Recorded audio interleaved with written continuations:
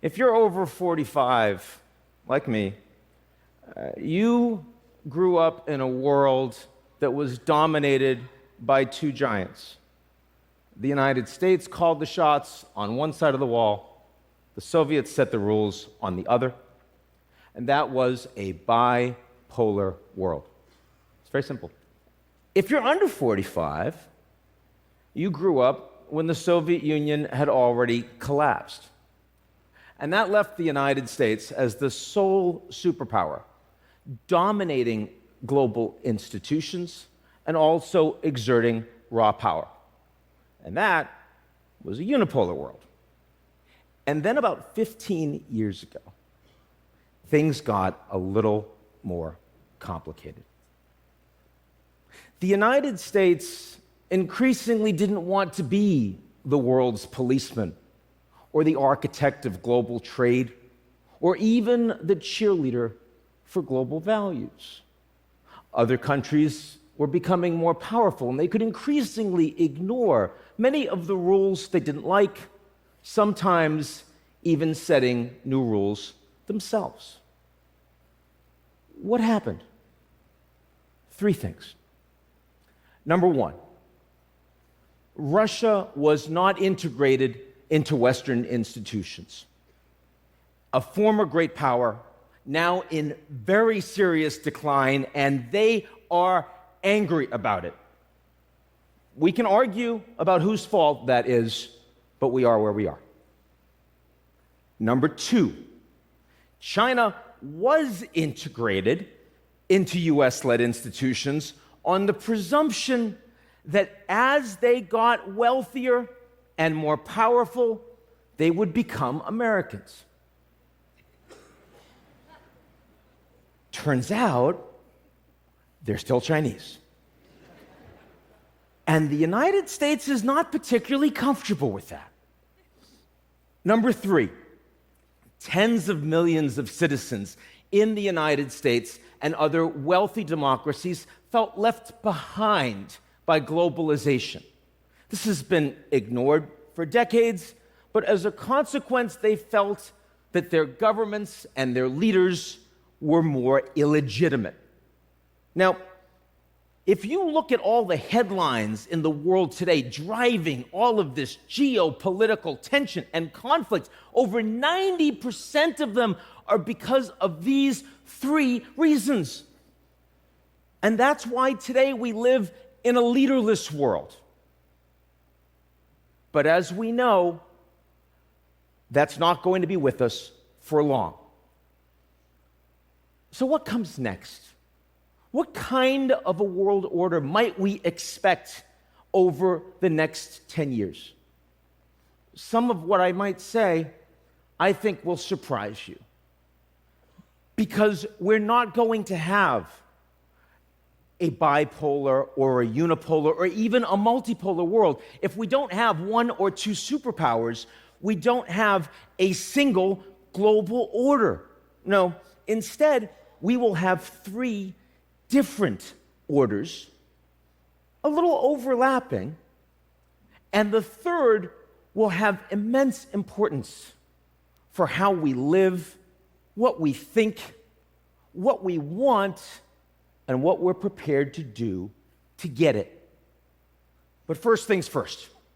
Today, we have a global security order. And as you see from the map, the United States and its allies are the most powerful players on it.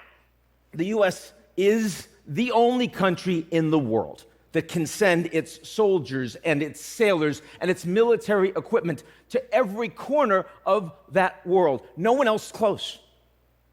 China is growing in its military capabilities in Asia, though nowhere else. Lots of American allies in Asia are concerned about that, and as a consequence, they're becoming more dependent on the United States for a security umbrella. With the Russian invasion of Ukraine, US allies in Europe are becoming more concerned and dependent on the United States and a US-led NATO. The Russian military, of course, has been a greater global concern, much less so today, especially as they've lost over 200,000 troops and all of that equipment, and with sanctions making it extremely hard for them to rebuild. Now, Russia and China and others have nuclear weapons, but thank God it is still suicide to use them. And as a consequence, our security order is a unipolar order, and it is likely to remain so for the next decade. Now, at the same time that there's a security order, there's also a global economic order. And here, power is shared. The United States is still a very robust global economy, but the U.S. can't use its dominant position militarily to tell other countries what to do economically. The United States and China are enormously economically interdependent, and so they can't control each other. You may be surprised to hear this, but today, U.S.-China trade relations are actually at their highest level in history. Now, other countries in the world, a lot of them want access to U.S. military muscle, but they also want access to the Chinese market, soon, by 2030, likely to be the largest in the world. And you can't very well have a Cold War if the U.S. and the Chinese are the only two that are prepared to fight it. Yes? Yes. So, the European Union has the largest common market, and they set the rules, and if you want to do profitable business there, you listen to those rules. India is playing a greater role economically on the global stage. Japan still matters too. And over the next 10 years, there will be a rise and fall of the relative capacities of these economies. But the global economic order is and will remain a multipolar order. Now, between these two orders are tensions, because the United States will use its power in national security to try to bring more of the world's economies towards it. And we already see this starting to happen in semiconductors and in critical minerals, and maybe soon in TikTok.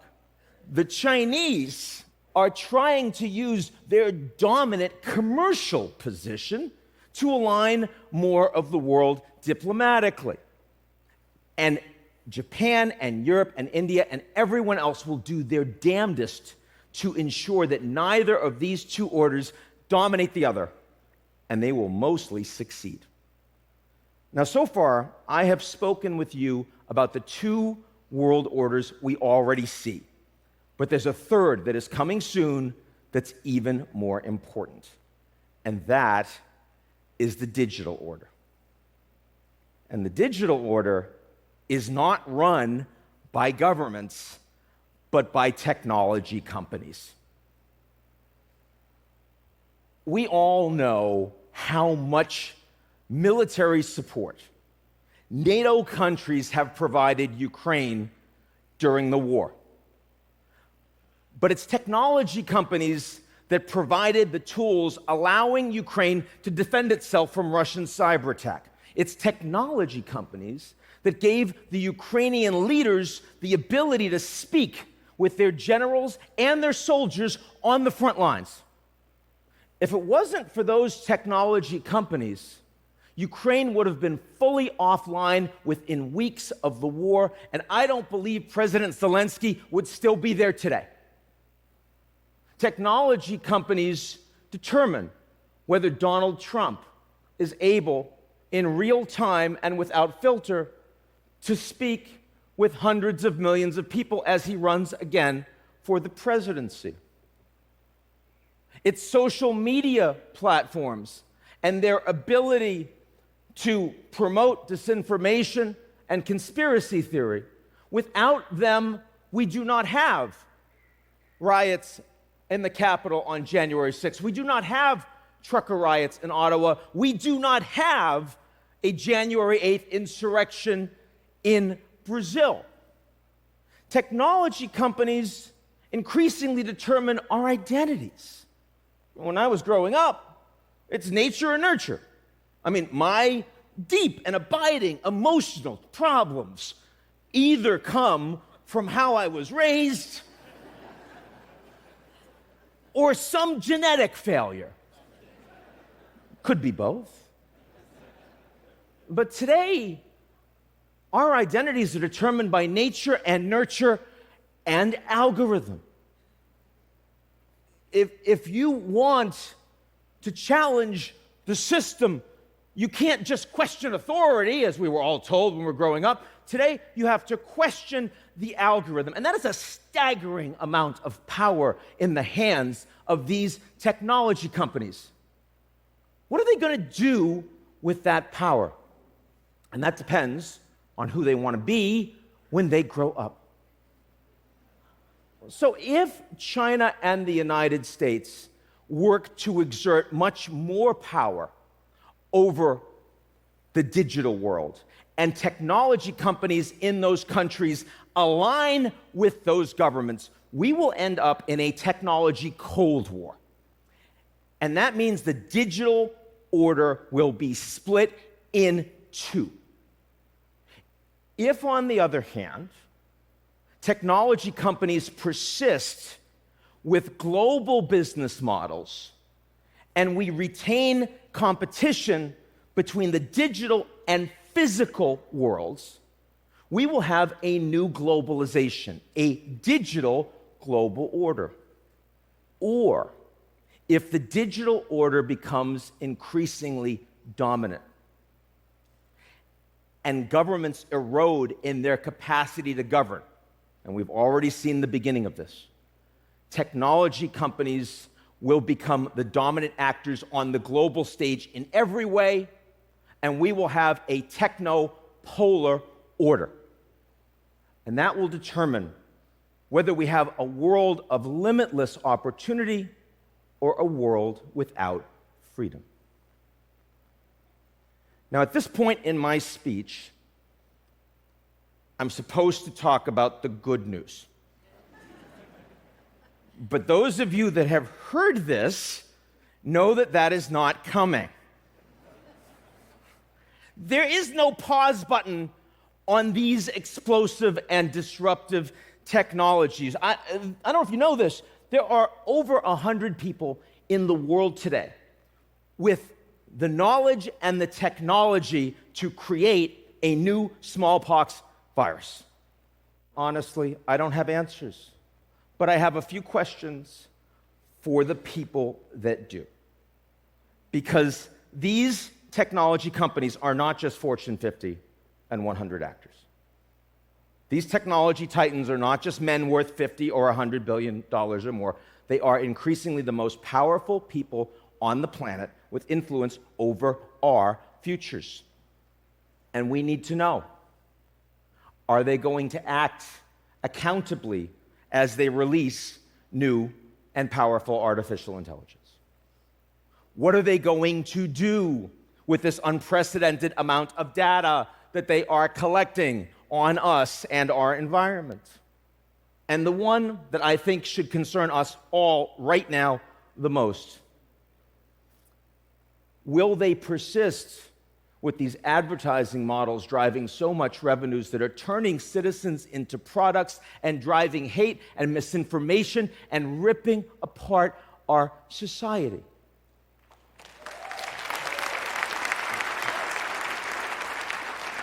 When I was a student back in 1989 and the wall fell, the United States was the principal exporter of democracy in the world. Not always successfully, often hypocritically, but number one nonetheless. Today, the United States has become the principal exporter of tools that destroy democracy.